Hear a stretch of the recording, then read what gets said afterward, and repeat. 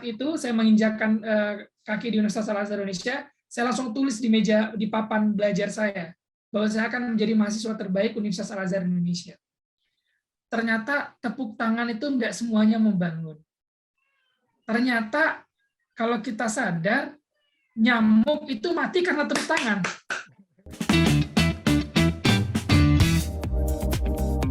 Assalamualaikum warahmatullahi wabarakatuh. Apa kabar sahabat-sahabat Kang Ujang Komarudin di seluruh Indonesia. Nah, pada kesempatan kali ini saya menghadirkan sosok anak muda yang kreatif, berprestasi gitu. Dan kebetulan mahasiswa saya juga ini. Jadi beliau pembimbing akademiknya saya kebetulan, tapi pembimbing skripsi dan pembimbing magangnya tentu dosen yang lain. Nah, yang akan saya angkat adalah anak muda yang memang bisa dijadikan contoh bagi anak-anak muda lainnya. Ini yang akan saya angkat dalam podcast saya. Oleh karena itu ya suka tidak suka, senang tidak senang, ya kita ingin memberikan contoh-contoh atau teladan-teladan terbaik ya, yang tentu yang saya kenal, yang saya miliki. Saya ingin menghadirkan talenta-talenta yang luar biasa itu di channel saya ini. Siapa dia? Nah, saya kenalkan, yaitu sosok kalau saya sebut mahasiswa saya sekarang sudah baru lulus jadi alumni ya, masuknya akan wisuda, yaitu Saudara Tobroni. Assalamualaikum, Tobroni, apa kabar? Waalaikumsalam warahmatullahi wabarakatuh, Pak Ujang. Nah, Alhamdulillah. saya Sehat, nyebut, Alhamdulillah baik, Tobroni. Saya nyebut beliau itu ini Ustadz biasanya. Saya juga heran kenapa Bapak memanggil saya Ustadz, Pak? Padahal kan gini toh, Bapak. Nah, beliau kenapa dipanggil Ustadz? Karena beliau lahir di Jeddah. Nah, dia masih muda, 16 Mei 1998. Beliau lahir ketika Indonesia sedang dalam kerusuhan gitu kan. Luar biasa, sedang terjadi bakar membakar dan lain sebagainya. Itu tragedi yang tentu harus kita lupakan dari ingatan kita. Kita membangun Indonesia yang baru, yang bermartabat dan sejahtera, yang tentu kita inginkan bersama-sama. Tom, saya ingin boleh diceritakan ke saya ya. Kamu ini kan lahir di Jeddah nih, ya kan, ayahmu ada di sana, ya kan, ibumu juga di sana. Bahkan teman-teman, saya tahun 2018 ya, 17 kalau nggak salah akhir ya, ya, itu ke Jeddah atau melakukan ibadah umroh, bertemu dengan orang tua beliau di sana gitu. Ya, alhamdulillah. Dan ya beliau orang baik-baik semua gitu. Makanya anaknya pun ya seperti Tobroni ya baik gitu loh, dan berprestasi gitu. Karena apa? Karena orang tuanya selalu mendoakan, selalu menolong orang lain. Dan bayangkan semua jemaah haji termasuk jemaah umroh, beliaulah, orang tua beliau yang menolong. Baik kasus-kasusnya, ya kan, baik masalah kesehatannya, itu orang tua beliau yang nolong. Kalau ada kehilangan paspor, kehilangan apapun, beliau orang tua yang sibuk menolong. Ketika saya ketemu di bandara, begitu capeknya, tetapi tidak pernah terasa. Begitu ketemu saya, masih melayani orang yang berkasus di bandara. Bagi saya, orang tua beliau adalah seorang pekerja keras yang tugasnya menolong orang lain, bayangkan. Dan disitulah saya merasa wah, kenapa saya tidak bisa banyak membantu orang lain. Makanya hasilnya teman-teman, anaknya pun ya pasti mendapatkan keberkahan gitu loh, dari hasil doa-doa dan kerja-kerja kebaikan orang tuanya. Nah, Tobroni ini saya kenalkan dulu, adalah wisudawan terbaik ya ke-24 tahun 2021 ini. Bayangkan, wisudawan terbaik Universitas Al-Azhar Indonesia. Nah, biasanya nanti akan dapat hadiah nih. Kalau enggak S2 gratis ke luar negeri gitu, beasiswa, atau biasanya nanti diumrohkan atau dihajikan oleh kedutaan Arab Saudi biasanya. Nggak tahu nih rezekinya apa namanya, Tabroni apa? Mudah-mudahan nanti lebih dari itu hadiah dari Allah Subhanahu wa taala atau melalui kampus. Sob, ceritakan. Kamu di sana, di Jeddah, di Saudi Arabia kan banyak juga kampus-kampus terbaik. Bahkan orang Indonesia juga banyak yang ingin kuliah di sana gitu kan. Loh, kenapa kamu kuliah di HI Al Azhar gitu kan? Bisa diceritakan lah. Silakan. Baik, Pak. Sebelumnya terima kasih, Pak. Pak Ujang, Dokter Ujang ya, saya panggilnya. Masya Allah, tabarakallah, ini dokter muda panutan ya. Salah satu role model kenapa saya pengen terus menempuh pendidikan tinggi agar bisa menyaingi Dokter Ujang gitu. Jadi kita harus punya tujuan tinggi. Nah, baik Pak, saya memang lahir di Jeddah, Arab Saudi. Pertama, mungkin bayangan orang, lahir di Jeddah pasti anaknya orang diplomat, anaknya pengusaha luar negeri gitu kan Pak.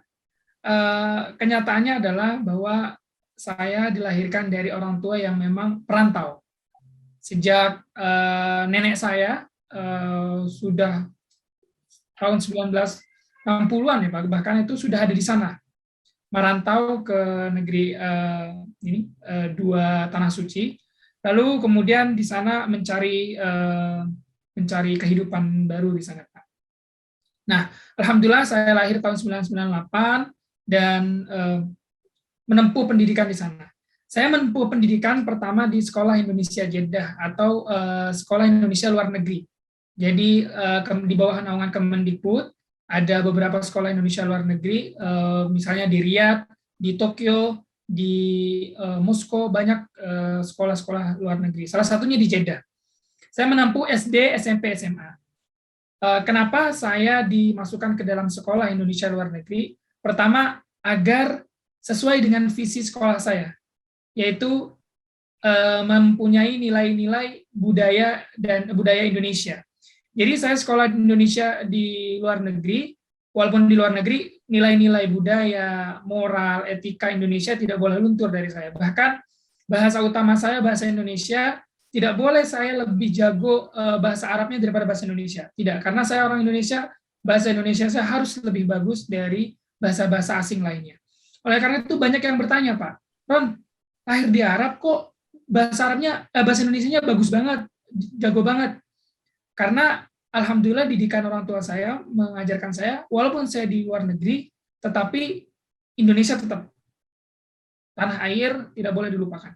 Bahkan di rumah itu saya diwajibkan untuk berbicara bahasa Indonesia. Di luar rumah, ketika saya bersama orang tua, saya diajak berbicara bahasa Arab. Tapi kalau sudah masuk ke rumah, itu seperti garis merah, pokoknya di situ ngomong pakai bahasa Indonesia. Bahkan bahasa Madura, Bapak, kalau Bapak ingin tahu. Jadi bahasa Madura, bahasa halus, dan segala macamnya. Oleh karena itu, tumbuh kecintaan saya terhadap Indonesia. Sampai terbesit begini, Pak. Saya pengen ikut berkontribusi membangun Indonesia. Tapi jika saya pengalaman dan seluruh hidup saya habiskan di negeri orang, bagaimana saya bisa mengetahui negara saya sendiri? Ada pepatah HI yang mengatakan diplomacy starts from home. Diplomasi itu dimulai dari rumah. Rumah saya Indonesia. Tetapi kalau saya tidak pulang ke Indonesia dan saya tidak 17 tahun saya di sana dan saya tidak melanjutkan kehidupan saya di Indonesia, bagaimana saya tahu segala permasalahan di Indonesia, bagaimana saya tahu lika-liku dinamika perpolitikan Indonesia jika saya tidak ada di Indonesia. Nah, makanya itu yang salah satu yang memotivasi saya untuk saya kembali ke tanah air. Seperti lagu, walaupun banyak negeri ku jalani, ya kan Pak, tetapi yang tetap masyhur adalah Indonesia bagi saya. Makanya saya kembali ke Indonesia, mencari, menempuh pendidikan yang S1 atau sarjana di Indonesia. Kembali saya ke Indonesia, mungkin pertanyaan Pak Ujang yang tadi itu mungkin pertanyaan ke 1001 Pak ya. Banyak sekali bertanya, Ron, banyak orang pengen ke Saudi loh, pengen kuliah di Ummul Qura, di Universitas Islam Madinah, dan banyak universitas KAUS, KAU. Saya bilang, kebanyakan teman-teman itu menuntut ilmu di sana, pertama, karena syariah, ilmu hadis, tafsir Quran, bahasa Arab, dan lain sebagainya. dan di sana tidak ada yang namanya jurusan politik atau HI, karena sistem negaranya monarki. Karena nggak boleh. Ya, sistem negara monarki, berarti saya tidak bisa menuntut pendidikan di sana, gitu Pak. Akhirnya saya pulang ke Indonesia, mengambil jurusan HI dan mencari kuliah di sana sini, begitu Pak ya. Dan qadarullah masyafa'al, saya nggak diterima di Universitas Negeri, sempat menjadi pukulan berat bagi saya, sampai saya mungkin down gitu, karena saya pindah ke Indonesia dengan lingkungan baru, harus beradaptasi, tetapi di saat itu juga saya harus bangkit karena saya tidak diterima di negeri. Lalu akhirnya saya sedih gitu kan Pak ya, kembali ke Indonesia justru langsung mendapatkan ujian yang berat. Tapi saya yakin bahwa ini merupakan akan ditunjukkan jalan oleh Allah. Akhirnya sedikit cerita, ketika saya masuk UAI, gelombang terakhir pendaftaran UAI tutup jam 7 malam. Jam 6.30 saya baru daftar melalui internet. Besoknya langsung tes di Universitas Al-Azhar Indonesia, dan langsung diwawancara oleh Bapak Lutfi, dan Bapak Lutfi sempat menanyakan, kenapa kamu pengen kuliah di HI? Saya jelaskan bahwa saya lahir di Jeddah, tetapi saya ingin sekali untuk suatu saat menjadi perwakilan Indonesia, menjadi diplomat Indonesia untuk Timur Tengah, untuk negara kelahiran saya. Saya ingin menjadi perwakilan tanah air saya untuk negara kelahiran saya, dan itu menjadi cita-cita yang insya Allah suatu saat Allah kabulkan. Dan saya juga memiliki kemampuan bahasa asing, bahasa Inggris, bahasa Arab, yang nantinya akan sangat berguna dan ingin saya kontribusikan untuk Indonesia. Lalu Pak Lutfi mengatakan, Masya Allah, tabarakallah, gitu-gitu Pak. Akhirnya saya diterima di Universitas Al-Azhar Indonesia, dan sejak saat itu saya menginjakkan kaki di Universitas Al-Azhar Indonesia, saya langsung tulis di papan belajar saya bahwa saya akan menjadi mahasiswa terbaik Universitas Al-Azhar Indonesia. Dan itu ternyata afirmasi, itu merupakan doa tiap pagi yang saya lihat ketika saya bangun tidur. Saya bangun tidur, lihat papan saya ada tulisan Tobroni mahasiswa terbaik Universitas Al-Azhar Indonesia. Dan alhamdulillah, bahwa setiap ucapan adalah doa, dan Allah kabulkan setiap ucapan dan pikiran-pikiran positif tersebut, dan alhamdulillah hari ini menjadi wisudawan terbaik, dan insya Allah di akhir Agustus nanti akan diberikan kesempatan dan kepercayaan untuk mewakili wisudawan semua untuk menyampaikan kesan-pesan selama kuliah di Universitas Al-Azhar Indonesia. Gitu. Nah, guys, luar biasa ya. Sebenarnya Tobron itu ngikutin jalan saya. Saya juga dulu terbaik. Saya terbaik dulu. Saya dulu terbaik di UIN Sunan Gunung Jati Bandung waktu S1 gitu kan. Nah, Masya Allah. Ya memang begitu teman-teman ya, harus kerja keras ya kan. Harus banyak berdoa. Tadi ya keinginan itu ditulis gitu kan di depan pintu kita atau di ranjang kita gitu kan, sehingga kita membayangkan dan harus menempuhnya gitu kan. Kalau tidak ya mohon maaf, kita akan menjadi mahasiswa biasa-biasa saja. Nah, saya lanjutkan pertanyaannya, ini menarik ya bisa diceritakan juga ada nggak hambatan-hambatan atau halangan-halangan ketika kuliah gitu. Kan biasanya banyak orang tuh kesulitan tuh. Kan saya juga banyak membimbing mahasiswa gitu kan. Banyak yang mengeluh A, B, C, D gitu ya. Tapi saya kan sudah biasa menampung keluhan gitu, dan tidak pernah saya juga komplain lagi, nggak pernah. Saya mungkin dosen yang banyak memaafkan mahasiswa. Bahkan saya menggunakan pasal 2 kali, kemanusiaan yang adil dan beradab saya. Jadi saya kadang-kadang dari dulu bukan berarti saya terlalu baik, tidak, tapi memang saya biasanya banyak menggunakan pasal 2 itu saya biasanya. Pendekatan kemanusiaan. Iya, jadi saya walaupun memang mahasiswa Al-Azhar ya anak-anak HI itu bagus-bagus, bahasa Inggrisnya juga bagus, kemampuannya juga bagus, tapi tadi kadang-kadang mungkin ada urusan keluarga kan, kadang-kadang malas, kadang-kadang banyak nongkrong kan. Kira-kira seperti apa? Ada halangan nggak? Ada kendala-kendala nggak? Tentunya Pak, dinamika dan naik turun ya, ups and downs, hambatan, tantangan, semuanya itu pasti ada. Apalagi kita menuju mimpi yang besar gitu Pak. pasti saja setidaknya ada kerikil-kerikil kecil yang menghalangi perjalanan kita. Belum lagi nanti ada jurang besar yang memang harus kita lalui gitu. Tapi apa namanya Pak, saya tuh selalu yakin dan bahwa tantangan dan hambatan itu ya sejatinya memang ujian yang harus kita hadapi. Yang namanya ujian, kalau di sekolah kan pastinya kita ujian, kalau kita mendapatkan nilai bagus berarti kita lulus. Tetapi kalau misalnya kita kabur, bolos, tidak menghadapi, ya berarti kita tidak akan pernah lulus. Dan selamanya akan tetap ada di level itu. Nah, jadi sejatinya tantangan dan rintangan itu merupakan hadiah dari Allah buat kita, agar kita bisa naik terus derajatnya dan levelnya.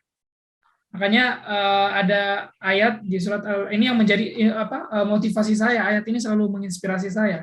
Fa inna ma'al usri yusra. Inna ma'al usri yusra. Sesungguhnya setelah kesulitan itu pasti ada kemudahan. Allah ulangi lagi, setelah kesulitan pasti ada kemudahan. Yang mana tantangan dan rintangan itu jika kita hadapi itu memang sulit, tetapi yakinlah bahwa itu akan menjadi mudah. Nah, kebanyakan dari anak muda gitu Pak ya, termasuk kadang saya ketika lagi lost motivation itu pasti mengeluh. Padahal mengeluh itu reaksi pertama kita untuk gagal gitu Pak. Nah, makanya kalau misalnya banyak yang mengeluh, ya berarti dia tidak mau menghadapi rintangan dan tantangan itu. Nah, terus seperti yang dikatakan Bapak Rektor Profesor Asep Saifuddin, Pak, dalam bukunya, saya pernah membaca buku beliau yang dari perguruan tinggi membangun negeri. Nah, Bapak Profesor bilang, tanggung jawab mahasiswa itu bukan hanya di akademik, tetapi juga di lini masyarakat untuk menjadi problem solver bagi setiap permasalahan Indonesia. Bayangkan, kalau kita tidak bisa menyelesaikan masalah pribadi kita, bagaimana kita bisa menyelesaikan permasalahan Indonesia? Jika kita tidak bisa menyelesaikan hal kecil, rintangan, kerikil kecil di hadapan kita, bagaimana kita bisa ikut berkontribusi untuk Indonesia? Nah kan cita-cita saya ingin berkontribusi untuk Indonesia, bisa membangun Indonesia dengan kemampuan saya. Ya berarti hal-hal yang kecil seperti itu harus saya lawan, harus saya hadapi, mau apapun itu rintangan dan tantangannya. Satu lagi itu, saya tambahkan, jangan hanya jadi inspirasi Indonesia, tapi inspirasi Indonesia dan dunia. Nah itu harus gitu dong. Jadi jangan hanya Indonesia, tapi dunianya tambahin. Betul. Harus begitu. Silakan lanjutkan, Rob. Baik, sepertinya itu saja Pak ya. Dan banyak juga mungkin yang ini Pak, membaca buku ya, membaca buku. Banyak anak muda yang sangat hilang minat membaca. Padahal ketika kita tidak memiliki motivasi dan kita tidak memiliki inspirasi dalam diri kita, artinya kita harus mencari motivasi dan inspirasi itu. Saya setiap ngedown, saya setiap pokoknya tidak merasa termotivasi, saya ambil buku bacaan, saya baca buku itu, nanti saya pasti ditunjukkan, Pak. Ditunjukkan seperti kayak dapat wahyu gitu. Oh, ternyata ini ya. Oh, saya tuh harus begini ya. Oh, nanti saya tuh harus begini. Jadi, alhamdulillah, benar seperti ayat yang Allah katakan, alladzi khalaqani fahuwa yahdin. Bahwa yang menciptakanku, dia akan menunjukkanku selama aku berusaha. Jadi saya terus berusaha, akhirnya dapat aja gitu di buku gitu Pak. Oh misalnya saya lagi capek karena memikirkan banyak hal. Nah dalam buku itu dituliskan bahwa Barack Obama aja, Presiden Amerika, bisa menulis 4 buku. Padahal kesibukannya lebih dari kamu. Bagaimana caranya? Barack Obama memecahkan into pieces atau breaking into pieces. Jadi dipecah-pecah. Oh, pekerjaan untuk kuliah, tugas A dikerjakan segini. Akhirnya saya mendapatkan inspirasi dari buku itu. Nah, itu salah satu tips. Kalau lagi nggak motivasi, baca buku, pasti nanti dapat inspirasi dari buku itu, dan kita pasti setelah itu akan semangat lagi. Nah, itu kadang mahasiswa ketika capek, pasti scrolling Instagram, Pak. Lihat Instagram, lihat kehidupan orang lain yang lebih enak, yang orang tuanya lebih kaya, yang makan makanan enak. Akhirnya yang tadinya tidak termotivasi, makin tidak termotivasi, makin malas, makin merasa nggak bersyukur, akhirnya tidak akan bangkit-bangkit. Nah itu kalau misalnya kita alihkan scroll media sosialnya ke membaca buku, nah itu jauh lebih bermanfaat dan jauh lebih termotivasi gitu. Gitu, Pak. Oke, makasih Tobroni, guys. Menarik ya apa namanya tentang perjuangan Tobroni ini. Nah, ada lagi nih Tob yang pertanyaan saya yang menggelitik gitu ya. Ada nggak misalkan godaan itu dari biasanya kan kalau anak-anak muda itu kan soal perempuan ini gitu kan? Ya biasanya kan iya. Iya, saya aja kalau di kampus gitu ya mahasiswa saya kan banyak penggemar tuh Tob. Kalau jauh-jauh tuh teman-teman mahasiswi saya itu, "Halo Pak Ujang," katanya, "apa kabar?" Iya kan gitu karena wow, jauh-jauh udah menyapa saya itu kayak ini katanya, udah kayak artis aja itu mahasiswi-mahasiswi itu karena mungkin udah akrab gitu. Kalau Tobroni gimana? Jangan-jangan juga banyak penggemarnya juga ini Tobroni. Jadi ada nggak halangan dari misalkan apa perempuan, narkoba, minum-minum, Oh gitu, Pak. lingkungan Jakarta ini kan berbahaya. Betul, Pak. Gimana? Ada cerita tentang itu? Ya, Pak. Jadi semenjak saya menjadi panitia kepanitiaan gitu kan, biasanya di kepanitiaan organisasi di situ yang dimulainya ada yang namanya kisah dan kasih, Pak ya. Nah, itulah gimana tuh ceritanya tuh? Jadi Pernah sebenarnya Pak waktu ini apa OSMA ya, OSMA itu seperti ospek universitas. Nah itu kan saya jadi panitia Pak, dan ketika akhir dari kepanitiaan tuh mahasiswa baru tuh ngirim surat-surat gitu kan Pak. Nah surat-suratnya itu kebanyakan paling banyak saya Pak ya dapat segini surat itu. Nah itu satu-satu saya baca gitu kan. Ada yang bilang Pak gitu kan, ada salam dari Papa kapan mau main ke rumah gitu. Terus kayak gini, Kak, kakak katanya impian misalnya impian bapak saya gitu. Banyak Pak yang akhirnya jatuhnya ketika di media sosial itu banyak yang nge-DM Pak. Karoni gini Karoni gini. Dan jujur pada awalnya mungkin karena saya baru pertama kali gitu Pak ya di Indonesia dan mendapatkan ibaratnya mendapatkan perhatian dari banyak orang, saya terlarut dalamnya Pak. Makanya ketika semester 2 dan semester 2 itu nilai saya turun. Banyak sekali Pak dari ya mungkin gara-gara melihat saya aktif sana sini kan akhirnya mengagumi gitu, dari mengagumi jadi menggemari, dan akhirnya saya justru malah ngerespon semua catatan yang ada di Instagram dan WhatsApp dan lain semuanya di semua platform media sosial. Tetapi justru layaknya ini Pak ya, ternyata tepuk tangan itu nggak semuanya membangun. Ternyata kalau kita sadar nyamuk itu mati karena tepuk tangan. Dan kadang apresiasi dari seseorang penggemar itu akhirnya kita menjadi cepat puas dan akhirnya kita lama-lama akan mati. Dan saya baru sadari ketika saya masuk ke semester 3, ya semester 2 saya turun. Saya katakan dalam diri saya, waduh Ron, ini baru semester 2, ada 6 semester lagi. Kalau masih tetap kayak gini, semester 3, semester 4 udah hancur, udah nggak bisa mencapai mahasiswa terbaik. Akhirnya saya berhenti untuk lebih intens ke media sosial gitu Pak. Saya fokus, oke, bulan ini lomba di mana, bulan depan lomba di mana. Oke, setiap 6 bulan harus lomba internasional.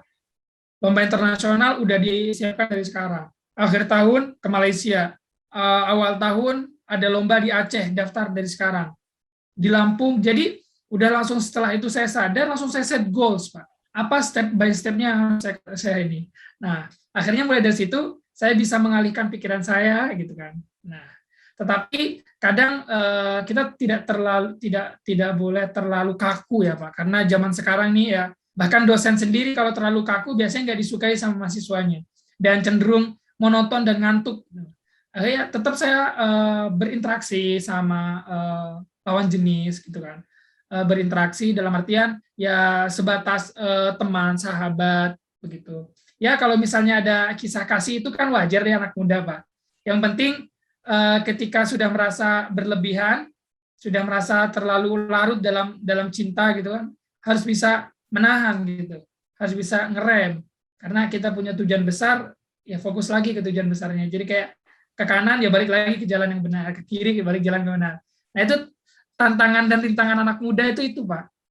Tapi alhamdulillah ya, alhamdulillah Pak ya, saya selalu katakan kepada siapapun perempuan yang dekat sama saya Pak, saya katakan, saya punya mimpi untuk membanggakan orang tua. Saya pengen jadi mahasiswa terbaik.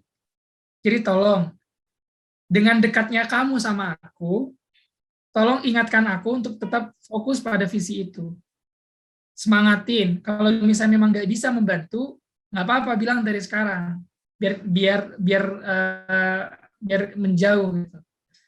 Dan alhamdulillah terbukti ya, saya karena mempunyai niat untuk membanggakan orang tua, jadi mahasiswa terbaik, mau saya dekat sama siapa, saya katakan itu. Dan alhamdulillah Pak, itu justru rintangan tantangan yang menjadi keindahan Pak. Ya, ya, ya. Iya, luar biasa. Toh, Pak, ini toh apa ya? Kamu merasa nyaman nggak kuliah di UI itu? Kan biasa Waduh, juga banyak kan yang nggak, banyak mahasiswa yang merasa nggak nyaman. Akhirnya tadi ada yang kuliahnya nggak selesai, ada yang sampai 7 tahun ya kan. Jadi saya berapa hari ini nguji mahasiswa gitu ya, itu yang deadline gitu mau DO gitu. Ini kan saya benar sudah saya kejar-kejar gitu untuk ini. Nah ya, ah, berasa nyaman apa gimana di UI? Kalau saya sih ya. jadi dosen nyaman. Ini eh, untuk Tom Brownie sendiri gimana? Baik Asik Pak, kan? saya izin minum dulu Pak ya. Silakan, silakan, kita santai aja kan.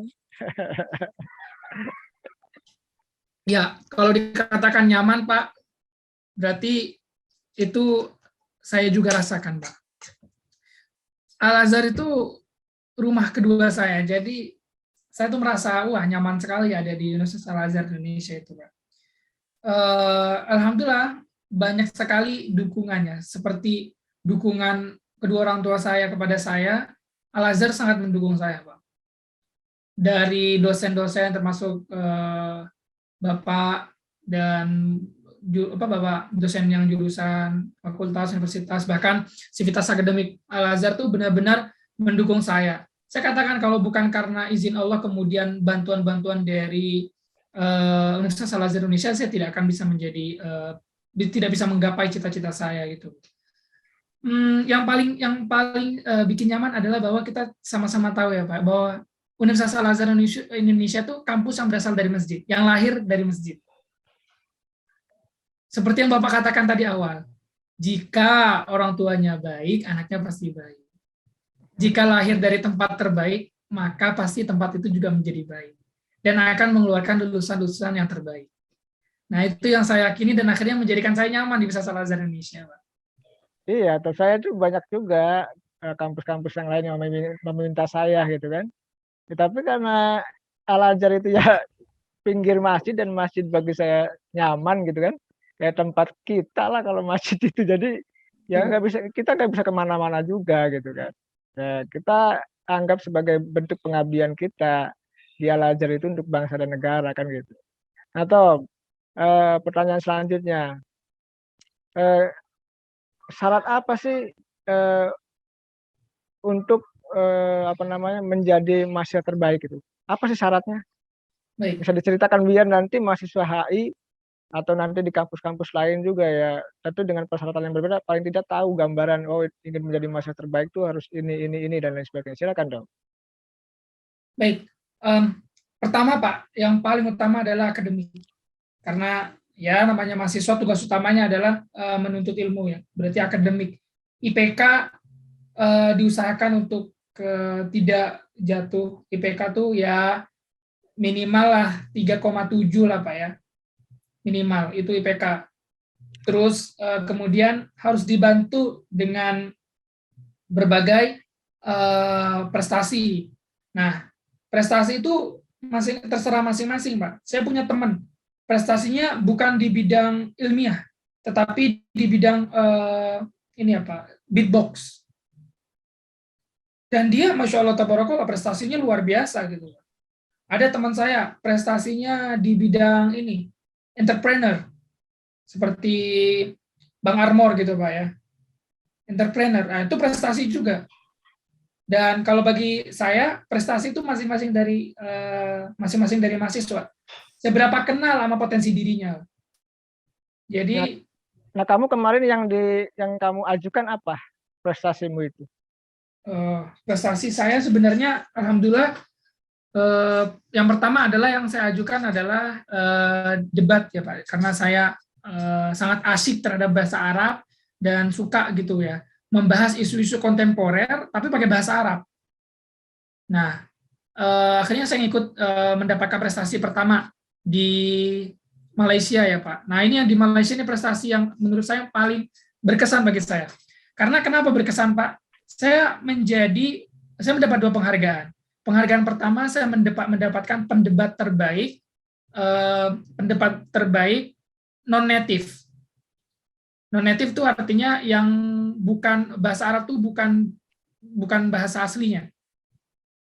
Nah, saya mendapatkan itu, jadi saya peringkat pertama di kompetisi tersebut. Tentunya banyak sekali universitas di Indonesia yang ikut, Pak, seperti kayak UIN Jakarta, terus UIN Malang, yang mana bahasa Arabnya memang bagus-bagus.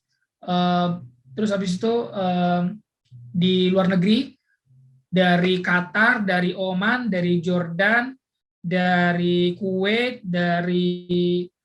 kalau dari Malaysia juga, di Malaysia, Singapura, Brunei, banyak sekali negara yang berpartisipasi dalam itu, dan alhamdulillah secara non native saya mendapatkan peringkat pertama.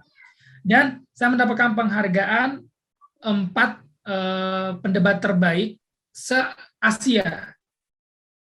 Nah, peringkat pertamanya dari Qatar, peringkat pertama dari Jordan, peringkat kedua dari Qatar, dan peringkat ketiga itu dari Qatar juga, tapi kampus Amerika, Carnegie University. Terus keempat dari Indonesia, Universitas Al-Azhar Indonesia. Nah, setelah itu baru negara-negara lain. Nah, itu yang menjadi pengalaman yang sangat mengesankan sekali, Pak, karena kita berdebat tidak melawan orang Indonesia, tapi kita berdebat melawan orang Arab asli, Jordan, Qatar, Oman. Nah, dan alhamdulillah Al-Azhar mendapatkan prestasi yang gemilang, dan di saat itu hanya satu-satunya kampus Indonesia yang masuk 10 besar. Alhamdulillahirabbil alamin. Nah, Ya, itu yang luar biasa ya bagaimana perjuangan seorang Tombroni gitu. Kalau saya sih kan akrab aja sama Tombroni, sering nongkrong, kadang-kadang juga ya makan bareng ya kan, kadang-kadang kalau ketemu gitu. Bahkan tapi waktu itu sudah lama ya Pak ya, kita nggak ya, makan. iya karena sudah 1,5 tahun kita pandemi. Bahkan dia ngomong, Pak Ujang, nanti makan saya yang bayarin katanya ya, tapi kan waktunya nggak ada ya kan. Saya bilang terima kasih Tom. Nantilah kalau waktunya ada kan, kalau waktunya maksudnya kalau nggak pandemi, kalau nanti kita bisa ketemu lagi insya Allah lah. Nah, Tom. Amin. Nah, sekarang kira-kira apanya tips agar menjadi mahasiswa terbaik gitu? Apakah kerja keras ya kan? Doa apa kira-kira apa tips kamu tuh? Sepertinya kalau kerja keras itu orang-orang sudah banyak yang tahu, Pak ya. Ya itu dari kamu apa? Versi Iya. kamu itu. Versi kamu apa? Kalau versi saya, Pak ya, cari circle yang baik. Teman dan lingkungan itu yang sangat membantu kita. Wah, itu paling penting, Pak. Saya nggak bisa membayangkan kalau misalnya ada seseorang yang dengan sendirinya, dengan bantuan dirinya sendiri, karena usahanya sendiri, dia bisa mencapai kemimpinya. Itu sangat mustahil, Pak. Pasti dia membutuhkan kendaraan dan teman dan lingkungan itu. Tips pertama, cari lingkungan dan teman. Jadi setelah kita yakin kita pengen punya mimpi, cari teman dan lingkungan yang bisa membantu. Nah, saya sangat bersyukur saya dikelilingi oleh circle yang sangat positif, Pak ya. Banyak sekali kakak-kakak tingkat saya menjadikan beliau panutan-panutan saya. Nah, kemudian yang kedua, ketika kita mendapatkan circle dan yang positif, langsung yang kedua adalah kita harus menulis tujuan kita menjadi mahasiswa terbaik itu di kamar kita. Karena ada pepatah mengatakan the difference between goals and dreams is the written word. Perbedaan antara tujuan, goals, dengan dream atau hanya mimpi yang angan-angan itu adalah kata-kata yang tertulis. Jadi tulis kata-kata itu, tempel di tembok, tulis di buku di mana, lalu set goals. Nah, apa aja yang harus kita kerjakan nih? Oke, bulan ini ada lomba paper, karena saya suka menulis, berarti saya harus ikut lomba paper. Karena saya suka pidato, saya harus ikut pidato. Oke, karena saya suka MUN, kan, model United Nations, saya ikut model United Nations, dan saya harus jadi best delegates. Nah, itu harus ditulis semua, Pak, apa yang harus dicapai. Nah, ketika kita sudah berani untuk menulis itu, tinggal satu langkah lagi, yaitu mewujudkannya. Nah, disitulah kita dilatih untuk ditabrak sana sini. Yang penting apa yang tertulis di sini, ini yang harus diwujudkan. Ditabrak sana sini, kita jatuh, kita terluka, kita patah semangat, tapi tetap kembali kepada tujuan awal kita. Nah, itu tipsnya. Sepertinya cuma 2 itu yang saya rasakan, Pak. Circle terbaik dan tujuan yang jelas. Nah, guys, itu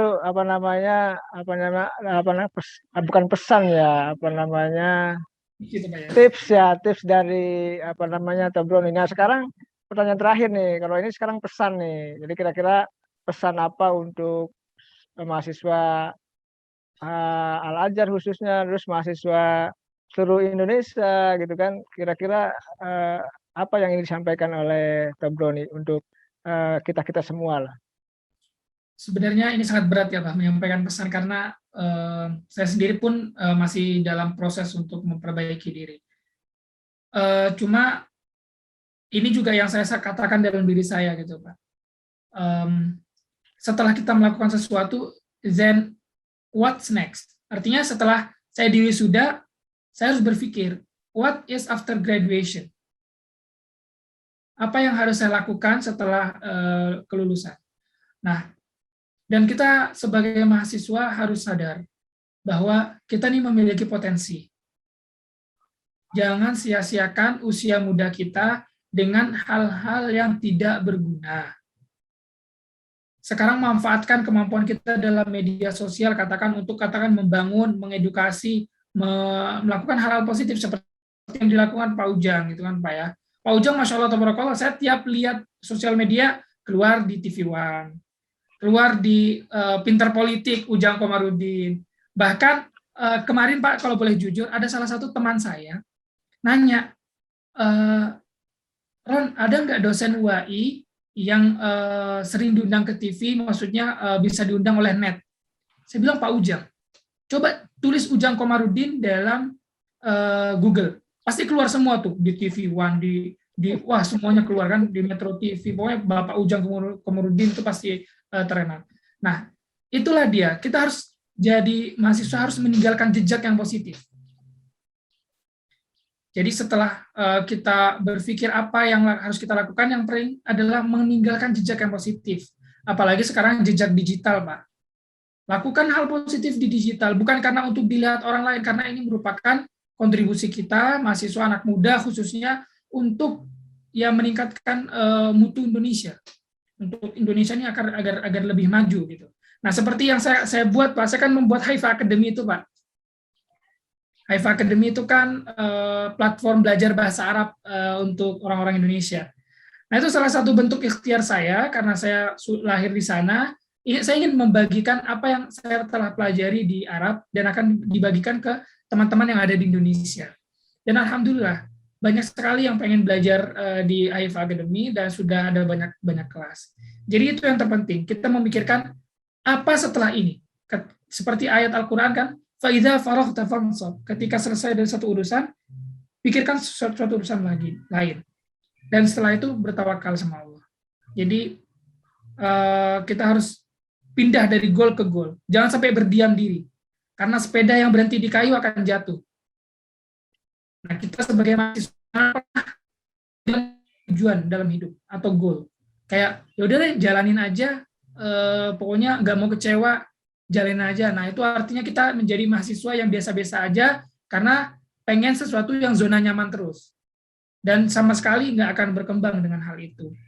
Ya, itu Pak, pesan saya pokoknya jadi mahasiswa itu harus memikirkan ke depan, terus ke depan, set goals, dan jangan pernah ada di zona nyaman, keluar dari zona nyaman, berkembang, dan ujung-ujungnya akan menjadi generasi penerus bangsa. Nah, ini bukan hanya sekedar kata-kata yang seperti tidak ada maknanya, tetapi kita harus menjadi benar-benar generasi penerus bangsa yang memiliki kompetisi tinggi. Dan pada akhirnya perjalanan kita selama kuliah 4 tahun itu akan bermanfaat untuk 40 tahun kita ke depan. 4 tahun untuk 40 tahun. Semoga apa yang saya sampaikan, sedikit apa yang saya sampaikan bisa memberikan manfaat, dan Amin. tentunya saya benar-benar senang sekali Pak diundang di podcast Bapak Ujang untuk ngobrol-ngobrol santai. Semoga lah ya Pak, nanti kedepannya kita bisa berkolaborasi. Amin, sama-sama. Tentu dong kita harus terus bersilaturahmi, berkolaborasi, saling membangun kreativitas. Ini yang penting. Jadi anak-anak muda tuh harus punya kreativitas. Karena resources are limited gitu kan. Iya, But betul Pak. creativity is unlimited. Jadi kalau sumber daya itu bisa habis, terbatas gitu kan. Tapi kalau kreativitas tidak terbatas. Jadi kalau kreativitas apapun yang bisa kita lakukan gitu. Nah, ini yang sedang kita bangun gitu. Makanya saya mengundang Tobroni yang penuh kreativitas. Saya lihat juga di media sosialnya aktif memberikan pencerahan, berdakwah dan lain sebagainya. Lupa saya guys. Beliau ini juga hafid loh. Nggak tahu udah hafidnya tuh. Saya berapa juz Tom? Kamu sudah 30 juz? Apa 31 juz? Orang-orang yang saya dari tadi tidak mengingatkan Bapak loh Pak. Karena itu antara saya dengan Allah. Saya gini maksudnya, kadang-kadang orang yang nggak ngerti gini, emang Quran ada berapa juz kata saya. Kan kacau ya, ada ya. Saya bilang ya Quran ada 30 juz. Jadi kalau kadang-kadang saya jebak aja kan, hafal Quran berapa? 30 juz ya. Al-Quran ya tentu 30 juz. Jadi Tabron ini tentu seorang hafid lah ya, banyak hafal ayat-ayat Quran. Tentu kita juga senang dan banggakan itu gitu. Dan sama Tom, saya juga berdoa walaupun ayah saya ini penuh dosa gitu, banyak salah dan dosa. Anak-anak saya didik untuk bisa hafal Quran semua Tom. Amin ya rabbal Dari alamin. sekarang anak yang pertama sedang pesantren khusus Quran. Anak yang kedua SD juga khusus Quran gitu loh. Sedang saya gitu terus. Ya nggak apa-apa, anaknya ayahnya agak bandel-bandel dikit. Tapi anaknya insya Allah mudah-mudahan semuanya bisa hafid Quran semua di usia belia. Saya pengen anak-anak saya hafal Qurannya di usia muda. Gitu. Pak Broni, terima kasih ya atas Sama-sama Pak, saya waktu juga dan berterima kasih Pak. kesempatannya nih. Mudah-mudahan apa yang disampaikan oleh Pak Broni menjadi inspirasi bagi anak-anak muda Indonesia dan dunia. Terima kasih Tom. Sekali lagi. Ya, Assalamualaikum warahmatullahi wabarakatuh. Waalaikumsalam warahmatullahi wabarakatuh. Terima kasih Pak Ujang. Jazakallahu khair. Sama-sama, Tobroni.